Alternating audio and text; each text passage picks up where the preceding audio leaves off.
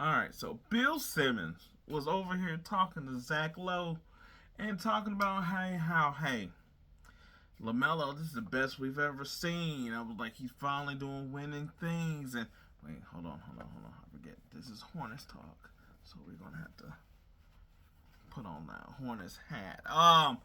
Anyway, but yes, he's. I was like, and look, Bill Simmons for years, I think has really been the person on top of the hill of Lamelo's not a serious basketball player. He's not a winning player. This whole thing, and because you've heard it from a lot of people, but I feel like that really has came from last year to a little bit of this year, and like the narrative had just finally just stuck or whatever, or at least when he was leading in All Star votes for a while on I was like in the East, but they were a garbage team, and then he didn't even get to be like on squad. It was the whole thing, but it's always been a thing, mainly with Bill Simmons. I was like, you'll hear from Ryan Russillo. There are a couple people who always champion this, and then you had Jeff Teague say this as well too. So there's not really anything new, but the Hornets have turned their whole season around, and even though they're in the play-in spot,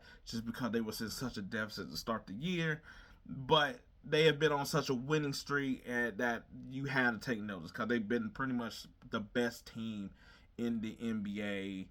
I want to say since probably like December.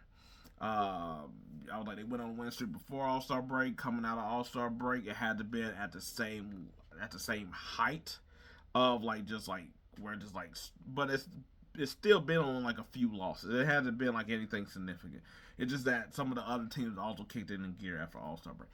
Anyway, and with this, Zach Lowe basically had to come back at him and say that he's sort of been like this whole time. And I think, and I was like, I really feel like Lamelo gets a lot of stuff, and I'm not saying it's not necessarily warranted. Because I was like, he is sort of a goofy player, a goofy guy. Like, we can. I was like, and I think the stuff that you from like the stuff people are still holding on to with his pops and all that, how he was when he was actually young, because he still is relatively young. And I think people just hate the fact that his numbers, like when you just look at his just numbers, you can just see like, oh, he should be like, he's just like good player. But then the people who do the analytics and all them type of people is like, no, he's not somebody who should invest in. You see how the way he plays, he seems selfish, all these other things, and he doesn't get sort of a benefit of the doubt. It's like I feel like that the people that do the numbers and like like the real like numbers, because I like all the numbers we see is some form of analytics. Just we just use that fancy word when people are talking about like BER and warp and all that other stuff. But I think it's really hard for them to like, especially in this new NBA where like efficiency and numbers are really taken into account. That you have this guy that people love to see watch. People love to see him uh, play, but he doesn't. It doesn't really translate on the court. Now, with that being said, I was like, unlike other young players, I feel like that gets sort of a hey, give it time. Hey, let's do this, let's do that. He doesn't get that. Like Cade Cunningham was not. I was like, I was like, I think he was good his first couple years, and then I was like, but everybody also was like, look at his team, his coach, and then you seen like, hey, with a team and a coach, he turned it around. They got like they did like the top seed. Lamelo, I feel like in the same way, the Hornets have been really crap for a long time. I was like, I was like, the only saving grace they really had was Kemba Walker for like a whole bunch of years. Then they happen to get Lamelo, and what happens there is that you get basically Gordon Hayward that's at the end of it. Nicholas Batum, who is still fighting off that little bit of that contract. I was like Terry Rozier, who was just out here getting it for him in probably more ways than not. All right, cool. I was like Miles Bridges, and he had all his stuff going off the court or whatever. So that hampered everything. That there was nobody on that team. So guess what? He has to jack all the shots up. Who else is he gonna pass the ball to? I was like he passed the ball to who, and like there wasn't a team also to take advantage of how he passes the ball, because he passes the ball in a way like I want to say like in this version of like the end of the day game, I was like Halliburton is probably him in a comp. Although I was like Lamelo, I think is a better scorer than Halliburton, but they play in that sort of similar way. I was like I think when like Shumpert and like it's like Shumpert's was on the podcast with Boogie and Lou Williams, and they were all talking about like he could basically be SGA. Now I don't think he had that type of score. I would like that type of score, but nobody gives SGA any crap for being a scoring guard first or whatever like that. LaMelo is really a passing guard first that can score. As you can see this year, when you have competent talent around him, that he is going to look the pass. I was like, it was just that all those years, there was nobody to pass to. There was nobody worth a damn that you felt like is on this team at the level that it needs to be at for a guy that's young and that is also like has such high potential. There was really not a running mate. I know. I will say he got injured so much also during a couple of those yards that it hampered not only his growth but also what the team could have been when there was some of the younger players on the squad. I was like, because I'm not saying I was like they were sorry that guess what, you're going to have a high draft pick where that's Mark Williams and playing good with Phoenix, but always he was injured, but I was like always had something left to be desired for I was like with them. I was like they tried Kai Jones and he sort of went a little cuckoo for Cocoa Puffs at a point. I was like Boog Knight. I was like for some reason that just never clicked. I was like you could say maybe I was like Nick Smith Jr. who had a game with the Lakers, had a couple games with the Lakers where he looked really good, but he ain't on the squad either. So they drafted. They had different coaches, whether that was like Clifford, Baragano, or whatever, that just couldn't figure it out. As we see with like Lee here, that is working. Everybody was talking about like him buying in, like he need to learn, he need to play defense and stuff like that, as if like in a way where it's like I feel like that's only to knock certain players, because it's like it used to knock Luka, but let's be honest, this is like in the NBA is an offensive league. They just now started getting back to doing some defense type stuff, but I was like, but with an offensive talent, you normally just sort of like let it go. I felt like that was just really a way to just knock him because you just didn't like Melo already, but. To me, I'm like I was like there's the things he does that's really good, but there was never people around him that felt like it could be on level to be shared. But now you see that with Brandon Miller, who I feel like could be an all-star at some point. I was like Knipple, who I was like, yes, he is killing it shooting threes, but I think in the stretches when Melo and Brandon were hurt, you've seen that he had a little bit more to his game than just a 3-point shooter. Like he can actually do more, go to the cup a little bit more. I was like, and I think he's actually somebody that will get better, or whatever. I was like, is he sort of maybe? I think he's sort of in the middle of like, yeah, I guess his development.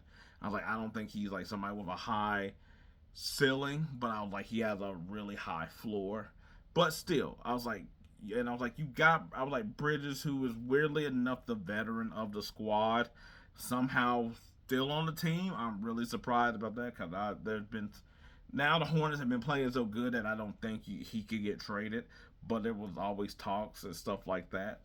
But I was like, there's enough on this team now.